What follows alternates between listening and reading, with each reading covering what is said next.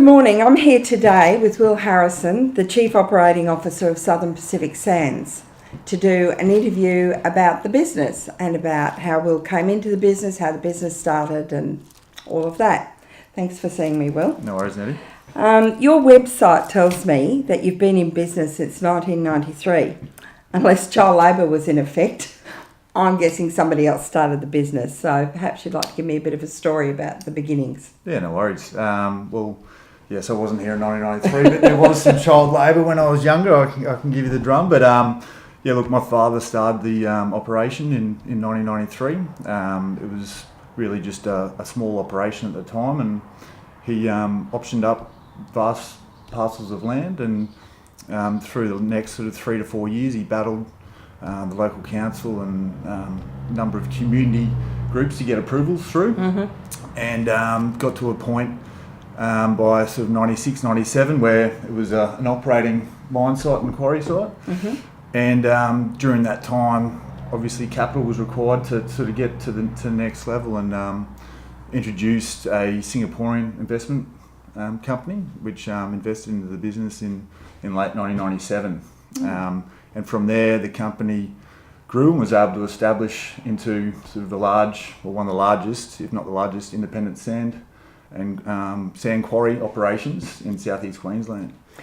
That's an interesting bit and something that we talked about the other day. I kept referring to it as sand mining. Yep. The company's called Southern Pacific Sands, and I kept thinking it was sand mining, and you told me the difference between sand mining and what you're doing. Yeah, correct. So we are both a sand mine as well as a sand quarry. So we do extract the sand for its mineral content, for foundry and filter and other such things. But the majority of our product is for quarry or quarry operations. So supplying horticultural type sands or sands to the for aggregates for concrete or asphalt and those type of things. So with both, in Queensland you need a mineral licence to extract sands for its mineral properties, but also a quarry or an extractive licence to extract it for its aggregate. And we're going to do a tour and see some of that shortly. Now, I've got a quote here. I love quotes. Everybody knows that I love quotes. You have to come to peace with the idea that you're going to do the same thing that your father did, and your father was pretty great at it. You also have to come to grips with the fact that he started it from scratch and you are never going to do that. It's an internal struggle that took me 20 years to untangle. Do you want to give me a comment on that one? That's pretty deep, Eddie. It is, it's pretty deep. For this hour of the day. Yeah. Look, obviously I've got, I'm very, very proud of my father and what he's been able to create here. But myself, I was never destined to come and work for this operation. I sort of started doing my own thing and studied at university a property degree and worked in the property industry for about 10 years overseas and here in Australia. So I was never destined to come and work here, but one thing leads to another, and I started working here about 7-8 years ago, and sort of that's how I've evolved in this role. But look, I've got a lot of admiration for my father, and it's been a really good experience for me to be able to work closely with him and develop that relationship as well. So look, it's not about emulating what he's done in his life. It's about what I want to do and also for the family as well. So So you've had your own journey with this, and it sounds like it's been a good one. Yeah, that's right. I have to admit I'm a little surprised to find the sand quarrying here in the Moreton Bay region. The sand didn't surprise me. I knew we had lots of that. Can you tell us a little bit about the processes that go into this and perhaps the difference between the mining and the quarrying? Yeah, look, I think that's why this site and this operation is so unique, and what the company was able to do in the early days and stitch up such a large land holding. The company owns about 2,500 acres of land, which has given us the ability to have a fair bit of distance between us and the residents, and also have the land holding to be able to do what we've done. It's with aggregates or sand or hard rock or anything of sort of like a high volume, low value type operation, transport and distance to your actual markets is crucial. So being located in such close proximity to the markets and where our customer base is critical to the success of this business and I suppose the difference of this business. Has it changed much, Will, since 1993? Yeah, it has changed significantly. We've diversified a little bit in our operations and we're looking to continue to diversify.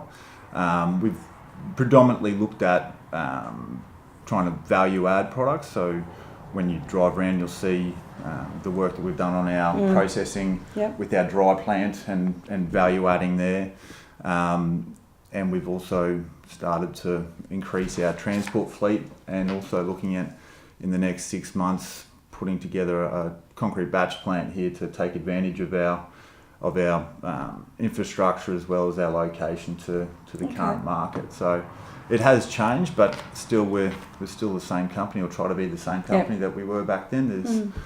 There's a number of workers here that were involved from the very early years that have been here for 20 plus years, 25 plus years. So there are a number of changes and differences, but we sort of try and keep the family type business feeling to the operation. And So you talked about legislation, and an operation like this has to work with a lot of legislation.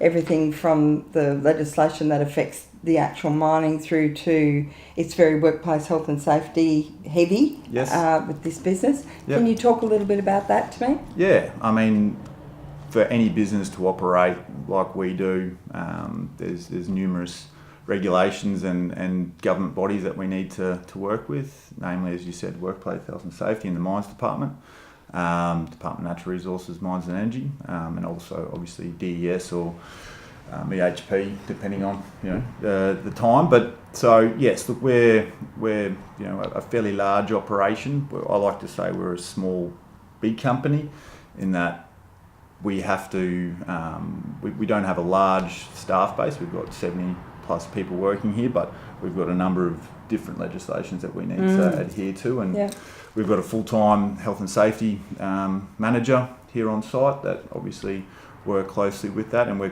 constantly working closely with the department in regards to ensuring that we are doing everything that we should do.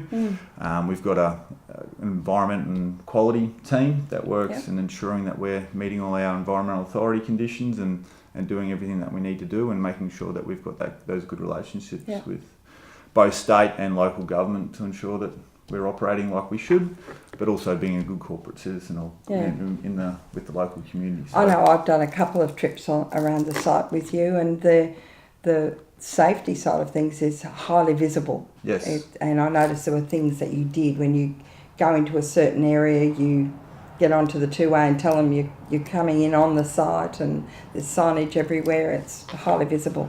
Yeah, I mean, at the end of the day, you want to send everyone home safe. At the end of the day, it's not about making money, it's making sure that your people will come here and they go home in the same way they arrived, and we take that very seriously, and it's not a business if you don't do that. We've been operating for a lot of years now without any serious incidents, and I think the things that we've put in place have enabled us to be able to operate that way. But you can always improve, and you can always look at different ways. That's clearly a culture in the workplace. It's a culture where people adhere to all of that. I could see that. Yeah, and I think you can always improve, as I said. But we're currently at 530 or 540 days LTI free, which is lost time injury days. Which is a big thing for our business, and we want to continue to do that. And it is, as you say, it's all about the culture and making sure the people here that are working here are the ones that actually are driving it. It's a great message to get out.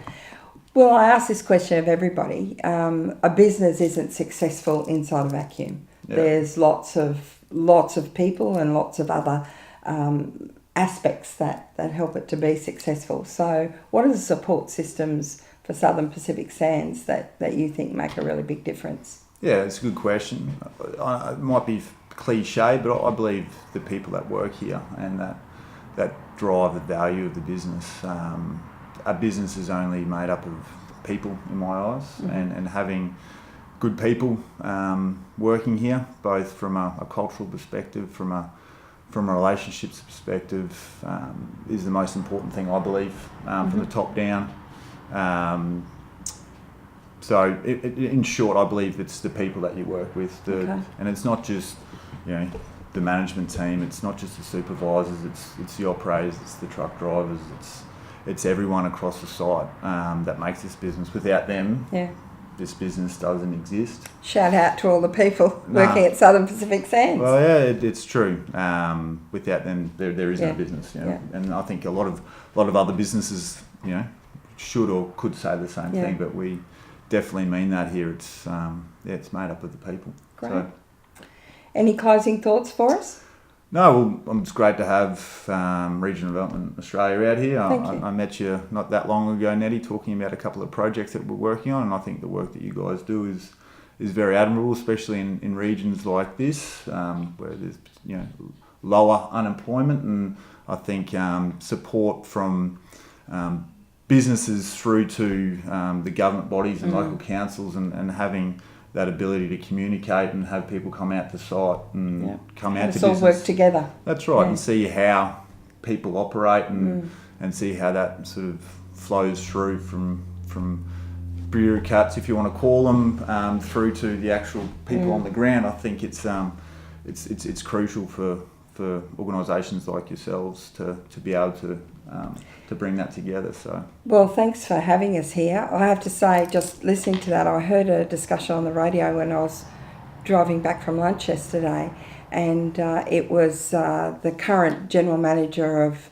the City of Melbourne, and he's an ex-Canberra bureaucrat, Department of Prime Minister and Cabinet, and he was talking about the need for policy to be much closer to the people, that policy development needs to be much closer to the people, that we need to get out there and meet people and talk to them and experience what's going on out there. So maybe RDA Moreton Bay in its own very small way is doing exactly that. So again, thanks very much for having us. Thanks for having me.